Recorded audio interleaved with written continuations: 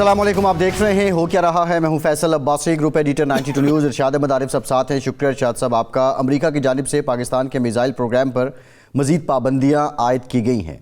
पाकिस्तान की तरफ से पाकिस्तान के दफ्तर ख़ारजा ने बाज़ाब्ता इस पर मौक़िफ़ दिया है। पाकिस्तान के दफ्तर ख़ारजा ने इन पाबंदियों को तासुब और बदकिस्मती करार दे दिया है। दफ्तर ख़ारजा ने यह कहा है कि पाकिस्तान NDC और 3 तिजारती इदारों पर पाबंदियाँ आयद करना अमरीकी फ़ैसले को बदकिस्मती और मुतासिबाना करार देता है। पाकिस्तान की स्ट्रेटेजिक सलाहियतों का मकसद अपनी खुद मुख्तारी का दिफा करना और जनूबी एशिया में अमन व इस्तेहकाम का तहफ़्फ़ुज़ करना है। पाबंदियों की ताज़ा तरीन किस्त अमन और सलामती के मकसद से इन्हिराफ करती है। इस तरह की पॉलिसियाँ हमारे खित्ते और इससे बाहर के स्ट्रेटेजिक इस्तेहकाम के लिए ख़तरनाक मुज़मिरात रखती हैं। ये बाज़ाब्ता तौर पे पाकिस्तान की तरफ से मौक़िफ़ सामने आया है। ये पाबंदियाँ पाकिस्तान पे पहले भी लगती रही हैं, ये सिलसिला नया नहीं है। पाकिस्तान माजी में भी इन पाबंदियों से नुकसान नहीं पहुंचा है पाकिस्तान को। पाकिस्तान इन पाबंदियों को हटवाने में कामयाब रहा है, इनसे निकलने में माजी में भी सुरखरू रहा है। अब की बार भी पाकिस्तान जो है पाकिस्तान के अवाम ये उम्मीद रखते हैं और पाकिस्तानी ये समझते हैं कि ये पाबंदियां भी पाकिस्तान की सलामती, पाकिस्तान के दिफा, पाकिस्तान की खुद मुख्तारी को किसी किस्म की कोई ठेस नहीं पहुंचा सकती हैं। दूसरी जानिब इन पाबंदियों पर हुकूमत की तरफ से पाकिस्तान तहरीक-ए-इंसाफ पे तनकीद की जा रही है।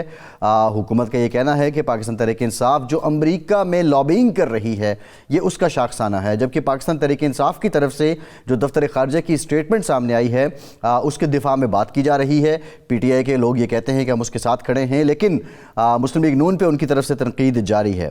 बहरहाल ये जो इस वक्त सियासत में निफाक की कैफियत है, इसके असरात दुनिया किस तरह लेती है ये भी एक सवाल है। और पाकिस्तान के वज़ीर-ए-आज़म मिस्र के दौरे पर हैं, इंडोनेशिया के सदर से भी उन्होंने मुलाकात की है। आज के प्रोग्राम में इस पर बात करेंगे, पाकिस्तान पे असरात क्या होने इन पाबंदियों के, पाकिस्तान के लिए ये जो चैलेंजेस हैं इनसे कैसे निमटना होगा, और हुकूमत और अपोजिशन के जो बामी मुज़ाकरात का सिलसिला है वो संजीदा है, गैर संजीदा है, या वो क्या है, इस पर भी हम बात करेंगे। सेनेटर अली ज़फ़र साहब पाकिस्तान के मुमताज़ कानूनदान भी हैं, PTI से आपका ताल्लुक़ है, बहुत शुक्रिया आपका। अली ज़फ़र साहब आपसे गुफ्तगू करेंगे। इरशाद साहब, ये पाबंदियों का सिलसिला नया तो नहीं है, लेकिन अब की बार ये जो पाबंदियाँ हैं इनकी टाइमिंग बाइडन एडमिनिस्ट्रेशन जाते जाते ये पाबंदियाँ आयद कर गई। एंड सेकेंडली आप क्या समझते हैं कि इसके असरात क्या होने हैं पाकिस्तान पर? पहली बात तो ये है कि आपने दुरुस्त फरमाया कि ये पाबंदियाँ कोई पहली बार नहीं है। हम प्रेस तंजीम का जो तरमीम थी उसके नतीजे में भी कई पाबंदियों का शिकार रहे। हमारा एटमी प्रोग्राम और मिसाइल प्रोग्राम हमेशा अमरीकी तासुब का शिकार रहा, लेकिन इस वक्त इन पाबंदियों की 2 वजूहात से इम्पोर्टेंस है। नंबर 1 तो ये है कि इस वक्त जो शाम में हुआ, जो फ़लस्तीन में हो रहा है, जिस तरह इसराइल बेकाबू हो के लबनान को बमबारी का निशाना बना रहा है, वो ईरान पर हमला कर चुका है, तो ऐसी सूरत में जबकि जंग जो है वो एक यूक्रेन की जंग भी चल रही है, एक ये ख़ित्ता जो है एक इनडायरेक्ट ही सही जंग का शिकार है। और भारत जो हमेशा एक रिवायती पाकिस्तान का दुश्मन रहा है, उसके इसराइल के साथ ताल्लुकात भी ढके छुपे नहीं हैं। तो ऐसी सूरत में पाकिस्तान को पाबंदियों का निशाना बनाना जो है वो बहुत ज़्यादा हमारे लिए अलार्मिंग है और हमें उसी तनाजुर में उसको देखना चाहिए। ये जो बाद लोग कह रहे हैं जी वो PTI की वजह से और फ़लाँ, ये PTI या इमरान ख़ान या हुकूमत या मुस्लिम लीग से ऊपर की बात है, और हमें इसको सिर्फ़ कौमी दिफा, कौमी सलामती और कौमी ख़ुद मुख्तारी के तनाजुर में देखना चाहिए, ना ये कि हम इसको बाहमी सियासत और आवेज़श का बिल्कुल ज़रिया बनाएं। लेकिन मेरा ख़्याल है अली ज़फ़र साहब जो हैं इस हवाले से बेहतर हमारी रहनुमाई कर सकते हैं कि ये इस पाबंदियों को एक तो PTI किस नज़र से देखती है, और ख़ास तौर पर ऐसे वक्त में जबकि वहाँ कांग्रेसमैन बाज़ जो हैं वो इमरान ख़ान के हक़ में रिहाई की मुहिम भी चला रहे हैं, तो आपके मुखालिफिन जो एतराज़ कर रहे हैं वो किस हद तक जस्टिफाइड हैं? जी अली ज़फ़र साहब। जी मैं तो बड़ा इसमें क्लियर हूँ जी, और PTI का भी यही मौक़िफ़ है, और मेरे ख्याल हर पाकिस्तानी का एक ही मौक़िफ़ है کہ اس قسم کی سینکشنز جو ہیں وہ ہم رد کرتے ہیں، وہ بالکل ایکسیپٹیبل نہیں ہیں پوری قوم کو. ہم ایک اپنی فیصلے خود کر سکتے ہیں اور ہمارا پورا حق ہے کہ ہم اپنے دفاع کے لیے، ہم اپنی نیشنل سیکورٹی کے لیے جو مرضی کریں. یہ کوئی اور ملک ہمارے ساتھ مداخلت نہیں کر سکتا، انٹرفیئرنس نہیں کر سکتا. لیکن علی ظفر صاحب یہ بھی تو ایک تضاد ہے کہ جب ہم اپنے ملک میں اگر ہیومن رائٹ وائلیشن کی بات کریں اور ان کے سامنے جا کے مقدمہ پیش کرتے ہیں اور پھر ہم یو این ہیومن رائٹ کے جو قراردادیں آتی ہیں یا امریکن رپورٹس آتی ہیں ان پہ شادیانے بجاتے ہیں، تو آپ نہیں سمجھتے کہ یہ کمزوریاں کچھ گھر کی بھی ہیں، ان کو بھی سدھارنا چاہیے؟ جی بالکل. سب سے پہلے تو ہم نے گھر کو ہی ٹھیک کرنا ہے کہ یہاں ہیومن رائٹ وائلیشن ہو ہی نہ، تاکہ آپ کو کسی جگہ جا کے کسی انٹرنیشنل پلیٹ فارم پہ جا کے آپ کو بات کرنے کی ضرورت ہی نہ پڑے. کہ ایک ہوتا ہے گورنمنٹ ٹو گورنمنٹ لیول. اب یہ جو سینکشنز ہمارے اوپر لگائی گئی ہیں یا لگانے کی کوشش ہو رہی ہے، یہ ایکچولی گورنمنٹ لیول پہ ہے، لیکن اس کے بعد ایک اس سے نیچے لیول ہوتا ہے اور وہ ہے لیول انڈیویجول پارلیمنٹیرینز کا. اب انڈیویجول جو عام پارلیمنٹیرینز ہیں وہ جب گفتگو کرتے ہیں تو ان کے لیے ایک بہت چیز اہم ہے اور وہ ایک کامن گراؤنڈ ہے پورے دنیا میں اس وقت، اور وہ ہے ہیومن رائٹس، یعنی آپ کی جو انسانی حقوق ہے. جب انسانی حقوق کا معاملہ آتا ہے تو پرائیویٹ طور پہ جو ان کے سینیٹرز بھی ہیں، ان کے جو پارلیمنٹیرینز بھی ہیں، ان کو جو بھی نام دیا جائے، ہر ملک کے میں نے دیکھا ہے کہ وہاں کوئی نہ کوئی ایسی شخصیات ہیں جو کہ بالاتر ہو کے اپنی گورنمنٹ سے اور حکومت سے وہ پھر بات کرتے ہیں. تو ان کا ایک گروپ بنا ہوا ہے اور وہ بڑا ضروری گروپ ہے، وہ بڑا پریشر گروپ ہے، اور ان کے ساتھ میری جب گفتگو ہوتی ہے وہاں ہم پھر ایک یونیفارم قسم کا ایک ایجنڈا ہم پیش کرتے ہیں، اور وہ ایک ایسا ایجنڈا ہے جو کہ باہر والی حکومتیں بھی اور ساری حکومتوں پہ ایک پریشر ہوتا ہے. صحیح، ٹھیک ہے. وہ ایک سیکنڈری ایک لیول ہے. جی اچھا، یہ فرمائیں، اب آتے ہیں ہم اپنے لوکل معاملات پہ. آپ اس وقت مذاکرات کی کوشش کر رہے ہیں. جناب ایاز صادق صاحب کہتے ہیں کہ جی اگلے ہفتے کو کمیٹی بھی بن جائے گی، حکومت بھی یہی کہہ رہی ہے کہ وزیر اعظم کی واپسی پر ہوگی. علی امین گنڈا پور صاحب نے بھی آج امید کا اظہار کیا ہے. دوسری طرف کیس بڑی تیزی سے چلا، 190 ملین پاؤنڈ کا، رات تقریباً 9 بجے تک ہوتی رہی اور سنا جا رہا ہے کہ پیر کو فیصلہ آئے گا. آج فرد جرم عائد ہو گئی ایک اور کیس میں، جناب شاہ محمود قریشی صاحب پر، علی امین گنڈا پور پر، دوسرے لوگوں پر.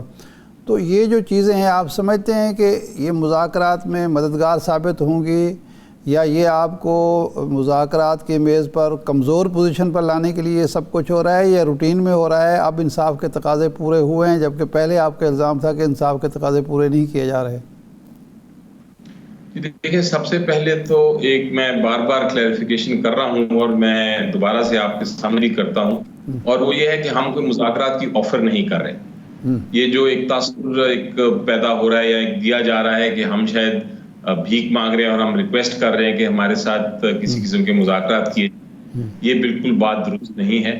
ہم نے مشکل سے عمران خان صاحب کو راضی کیا تھا کہ آپ مذاکرات کی ٹیم بنا لیں، اور مذاکرات کی ٹیم پہ انہوں نے کہا تھا کہ ایک شرط پہ میں بناؤں گا کہ یہ جو ہماری ریزنیبل کنڈیشنز ہیں، جس کا ذکر بار بار آپ کے اس پہ بھی کر رہے ہیں پروگرام پہ اور اخباروں میں بھی بیان ہے، وہ 2 کنڈیشن بڑی ریزنیبل ہیں، مان لیں تو ہم اس پہ مذاکرات کا دروازہ کھول دیں گے.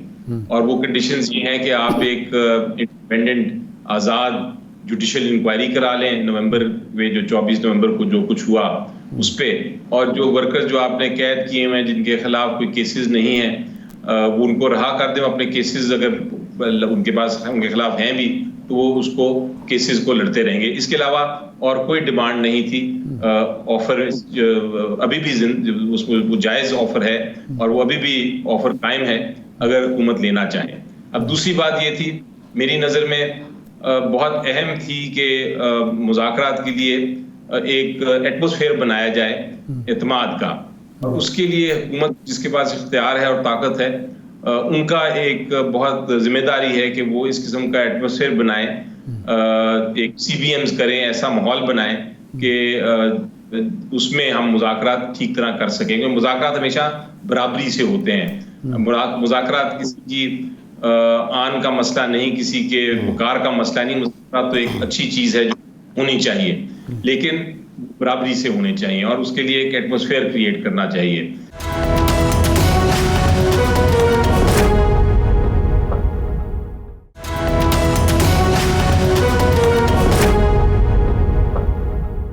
جب آپ غلط قسم کے کیسز, بے بنیاد کیسز فائل کرتے رہیں گے, لوگوں کو اریسٹ کرتے رہیں گے, تو آپ ایک طرح سے وہ ایٹماسفیئر بھی کریٹ نہیں کر رہے. علی ظفر صاحب, تیسری چیز میری نظر میں وہ یہ ہے کہ اگر آپ نے مذاکرات کرنے ہیں تو اس کا سب سے بہتر میرا خیال ہے جو پلیٹ فارم ہے وہ پارلیمنٹ ہی ہوتا ہے. اور اگر اسپیکر, یہی سوال ہے علی ظفر صاحب, یہی سوال ہے. شیر افضل مروت صاحب نے اسٹیٹمنٹ دی, اسپیکر صاحب نے جو ایک ویڈیو پیغام دیا اس میں انہوں نے مروت صاحب کا ذکر کیا, لیکن کل جو خبر آئی کہ پی ٹی آئی کی پارلیمانی کمیٹی نے خود کو شیر افضل مروت کے بیان سے علیحدہ کر لیا. تو پاکستان تحریک انصاف خود کتنی یکسو ہے؟ ایسی بات بیرسٹر سیف بھی کر رہے ہیں کہ اپنا ہاؤس تو ان آرڈر کریں, تو مطلب آپ کہہ رہے ہیں کہ ہم پیشکش نہیں کر رہے, بعض آپ کے رہنما آ کے کہہ رہے ہیں کہ ہم نے کمیٹی بنا دی ہے. تو آپ سمجھتے ہیں کہ آپ کی اپنی جماعت میں یکسوئی نہیں ہے مذاکرات پہ؟ نہیں, دیکھیں پھر سے کلیئرٹی کی ضرورت ہے. کلیئرٹی یہ ہے, اور میں اس کو پھر سے ریپیٹ کر دیتا ہوں, دوبارہ سے دہرا دیتا ہوں. کلیئرٹی یہ ہے کہ ہم نے مذاکرات کے دروازے کھول لیے ہیں. ہماری بڑی ریزنیبل کنڈیشنز ہیں, 2 کنڈیشنز ہیں صرف. وہ کنڈیشنز پوری کر کے تو حکومت مذاکرات, کسی چیز پہ مذاکرات کر لے, مذاکرات سے ہم حل کر لیں گے بہت سارے مسائل. تو یہ پوزیشن ہے, اور یہی پوزیشن پوری پارٹی کی ہے.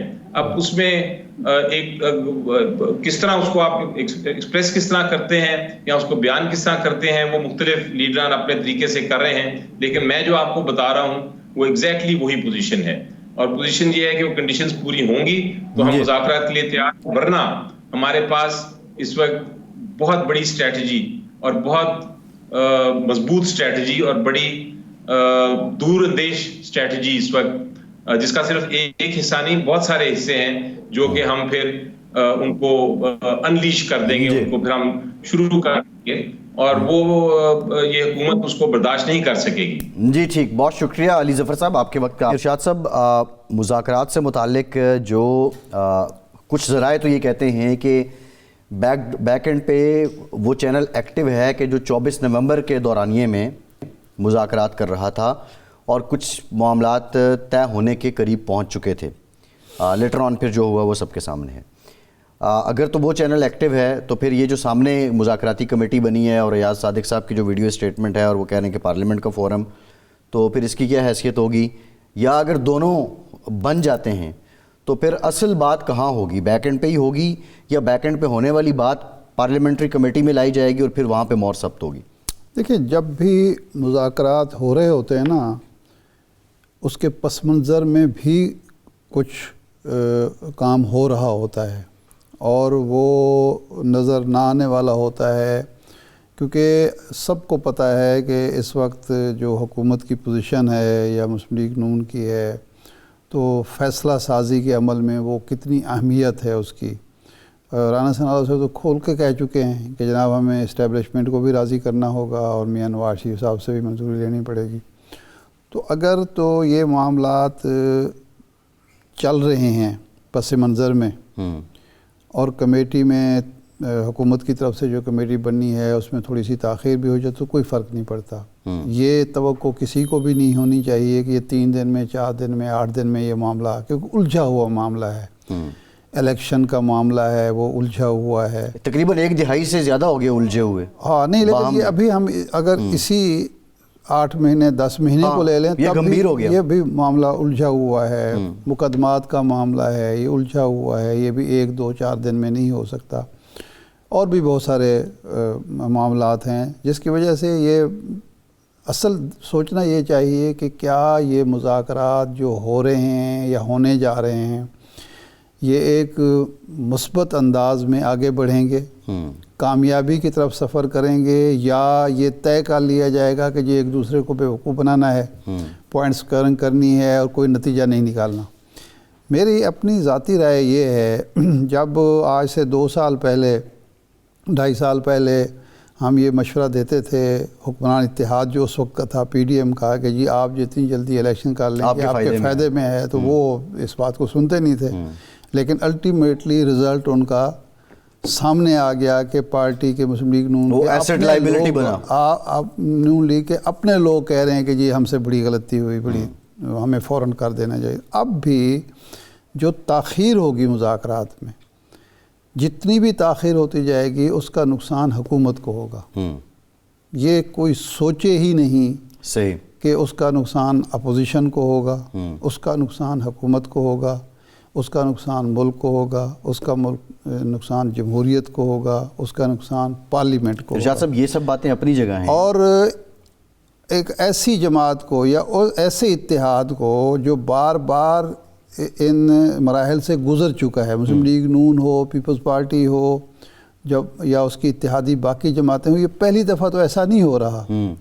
جب بھی تاخیر کی گئی ہے، تاخیری حربے اختیار کیے گئے ہیں تو نقصان ہی ہوا ہے. صحیح ہے. اب میرا سوال اب کم از کم ہمیں ماضی سے سبق سیکھنا چاہیے اور دیکھنا چاہیے کہ ہم جو سپیس بالکل ہی جمہوری قوتیں اب لوز کر چکی ہیں، اس کو ارن کرنے کی صورت بھی یہی ہے کہ مثبت انداز میں مذاکرات ہوں اور اس کے نتیجے میں جو معاملات طے پا جائیں ان پر عمل کیا جائے. ارشاد صاحب سوال یہ ہے کہ اب جمہوری قوتوں کا آپ نے ذکر کیا، یہ جو مسلم لیگ نون کی بات کر لیں یا PTI کی بات کر لیں، جو بات طنز اور تانوں پہ آ چکی ہے ذاتیات لیڈران کے بیچ میں، یہ محض پولیٹیکل آپٹکس ہے، لوگوں کو چارج کرنے کے لیے، موبلائز کرنے کے لیے ہے، یا یہ سلسلہ رک جائے گا اگر یہ لیڈر بیٹھیں گے؟ اگر کل کو ہم دیکھیں کہ بانی PTI نواز شریف کے ساتھ بیٹھا ہوا ہے یا ان کے لوگ آپس میں باہم بیٹھے ہوئے ہیں، تو آپ نہیں سمجھتے کہ جو پولیٹیکل کیپٹل ہے PTI کا، جیسے عرفان صدیقی صاحب کے بقول کہ ہم چور ہیں تو ہم سے بات کریں گے، باقی بھی وہی کہتے ہیں، یہ اس کی متحمل ہوگی PTI؟ بالکل ہوگی، کیوں نہیں ہوگی. دو چیزیں ہیں. میں ہمیشہ یہ کہا کرتا ہوں کہ لیڈرشپ جب کوئی فیصلہ کرتی ہے تو ورکر جو ہے وہ اتنا کم عقل یا کم فہم یا زود رنج نہیں ہوتا کہ وہ فوری طور پر اختلاف کرنا شروع کرے. کیونکہ دیکھیں مقبولیت کے اندر ایک اعتماد بھی ہوتا ہے. جو آدمی مقبول ہوتا ہے نا، یا جو پارٹی مقبول ہوتی ہے، جو گروہ اس پر وہ لوگ صرف یہ نہیں ہوتے کہ اس کو پسند کر رہے ہوتے ہیں، اس پر اعتماد بھی کر رہے ہوتے ہیں. وہ یہ بھی سمجھ رہے ہوتے ہیں کہ جناب یہ جو کچھ فیصلہ کر رہا ہے ٹھیک ہوگا، ہمارے مفاد میں ہوگا. ایک بات تو یہ ہے. دوسری بات یہ ہے کہ رزلٹ کیا آ رہا ہے. اگر نتیجہ یہ نکلتا ہے کہ ان کی سیٹسفیکشن ہوتی ہے، ون ون سچویشن ہوتی ہے، فیس سیونگ سب کو ملتی ہے، سب کو ملتی ہے، تو کون اعتراض کرے گا؟ کیوں اعتراض کرے گا؟ انہوں نے جو اپنا پولیٹیکل کیپٹل لوز کیا ہے وہ اس وجہ سے نہیں کیا کہ یہ جناب کو PTI کے ساتھ بیٹھ گئے. یہ تو نہیں بیٹھے نا، لوز کر لیا نا. اس لیے کہ وقت پر جو فیصلے کرنے تھے انہوں نے نہیں کیے، اور مہنگائی کا جو طوفان آیا عوام کو بدظن کر گیا. صحیح ہے، بالکل ٹھیک ہے. تو اب مذاکرات اگر ہوتے ہیں، اس کے نتیجے میں اس ملک میں حقیقی جمہوریت بحال ہوتی ہے. یہ جو ہائبرڈ نظام ہے جس پر اعتراض کیا جا رہا ہے، اس سے ہم حقیقی جمہوری کی طرف سفر شروع کرتے ہیں تو اس سے کون مطمئن نہیں ہوگا. دوسری بات یہ ہے، دیکھیں یہ طنز تشنیع یہ چیزیں جو ہے نا، خواجہ صاحب کو میں آج دیکھ رہا تھا کہ جناب 50% کرپشن پر قابو پا لیا جائے. IMF کی ضرورت نہیں ہے. وہ بھائی کل تک تو آپ کہتے تھے کہ جی کارپوریٹ کلچر میں تو کرپشن کے بغیر چارہ ہی نہیں ہے، اور corruption is no issue at all, یہ کہتے تھے، یہی لوگ کہتے تھے نا. خواجہ صاحب کے ساتھی کچھ لوگ کہتے تھے کہ یہ تو ایشو ہی نہیں ہے. جی کرپشن گریس ہوتی ہے، رواں رکھتی ہے. عجیب اب سمجھ آ رہی ہے کہ یہ جو اس ملک میں نااہلی کا کلچر آ گیا ہے، کام چوری کا کلچر آ گیا ہے، اور کوئی یہ حادثات جو ایک ہی چیز لے لیں، یہ جو جعلی لائسنس بنتے ہیں، حادثات کا مجھے بنتے ہیں، اس کا مطلب ہے کرپشن آپ کی زندگی کے لیے بھی خطرہ بن چکی ہے. شاہ صاحب میرا سوال یہ ہے، دیکھیں لیکن آج آپ کو سمجھ آ رہی ہے، جبکہ ہم لوگ جو ہیں 30-40 سال سے رو رہے ہیں کہ بھئی کرپشن کو روکو ورنہ یہ نظام ختم ہو جائے گا. یہ ان کی ترجیحات ہی نہیں ہیں. یہ سیاسی جماعتوں کی گورننس، بہتری، شفافیت، یہ ترجیحات نہیں ہیں. پاکستان تحریک انصاف اب جو ہے وہ سول نافرمانی کی بات کر رہی ہے، یہ کیا سٹنٹ پلینگ کر رہی ہے یا واقعی وہ اس پوزیشن میں ہیں کہ وہ سول نافرمانی کر لیں گے؟ اور اگر ان کے مطالبات نہیں مانے جاتے اور وہ سول نافرمانی کی طرف جاتے ہیں تو اس کا فائدہ پاکستان کو، حکومت کو اور خود پی ٹی آئی کو کیا ہونا ہے؟ نہیں دیکھیں، اگر ایک پارٹی کے لیے آپ نے کوئی چارہ کار ہی نہیں چھوڑا، وہ پارلیمنٹ میں آتی ہے، آپ مذاق اڑاتے ہیں۔ اگر 9 فروری کو اس نے اسٹریٹ پہ جانے کی بجائے پارلیمنٹ میں آنا کیا تو اس کا قدر ہونی چاہیے تھی۔ وہ مذاکرات پر آمادہ ہوتی ہے، کمیٹی بنتی ہے، باہر نکلتی ہے، کمیٹی گرفتار ہو جاتی ہے۔ یہی کچھ ہوا ہے نا اس دن کہ کمیٹی بن کے جو ممبر باہر آئے وہ سارے کے سارے گرفتار ہو گئے، عمر ایوب صاحب بھی، اسد قیصر بھی، فلاں بھی۔ یہ مذاق بند کریں۔ ایک بات، ایک ہے کوئی پارٹی کوئی ڈیمانڈ کر رہی ہے، جو جس پارٹی سے یا جس حکومت سے ڈیمانڈ کی جا رہی ہے اس کو سنجیدگی سے سوچنا چاہیے کہ اگر یہ اس طرف چل پڑی، یہ بات چھوڑیں کہ اس کو کتنا نقصان ہوگا، خود اپنے بارے میں سوچنا چاہیے، حکومت کے بارے میں سوچنا چاہیے، ملک کی معیشت کے بارے میں سوچنا چاہیے کہ اس کو کتنا نقصان ہوگا۔ ہم اس وقت 1% نقصان بھی افورڈ نہیں کرتے۔ جو ہماری معیشت کی حالت ہے، جو ہمارے معاملات جس طرح سے خرابی کی طرف جا رہے ہیں، ہم افورڈ ہی نہیں کرتے کسی قسم کا نقصان۔ تو اس لیے دونوں فریقوں کو، ان کو بھی ملک کے بارے میں سوچنا چاہیے جو یہ ڈیمانڈز پیش کر رہے ہیں، اور ان کو بھی ملک کے بارے میں سوچنا چاہیے جنہوں نے اس ڈیمانڈز پر جو ہے ریئیکٹ کرنا ہے۔ دونوں کو اس حوالے سے اس وقت جس چیز کو میں بڑے افسوس سے بات کروں گا کہ اس وقت جس چیز کا ہمارے ہاں کوئی ادراک ہی نہیں ہے کسی سطح پر، وہ یہ ہے کہ ہمارے ارد گرد کیا ہو رہا ہے۔ ٹرمپ کا کامیابی کے اعلان ہی کے ساتھ ہی کئی حکومتیں تبدیل ہو گئی ہیں، یورپ کی، فرانس کی حکومت تبدیل ہو گئی، جرمنی کی حکومت تبدیل ہو گئی، ٹروڈو جو اس مشکل کا شکار ہے کینیڈا کی، شام میں جو کچھ ہو گیا، اس سے پہلے بنگلہ دیش میں جو کچھ ہو چکا ہے، یہ ہماری آنکھیں کھولنے کے لیے کافی نہیں ہے۔ ہم کب سوچیں گے کہ یہ بھی ہمارے ایشوز ہیں، ہمارے سوچنے کی بات ہے۔ ہم ایک یہ پارٹی اور وہ پارٹی سے اوپر، نہ ہماری ڈسکشن میں وہ سارے معاملات ہو رہے ہیں، نہ ہماری غور و فکر ہو رہا ہے، نہ سوچ بچار ہو رہی ہے اس پر۔ ارشاد صاحب آپ کا شکریہ، آج کے پروگرام سے اتنا ہی، اجازت دیجیے۔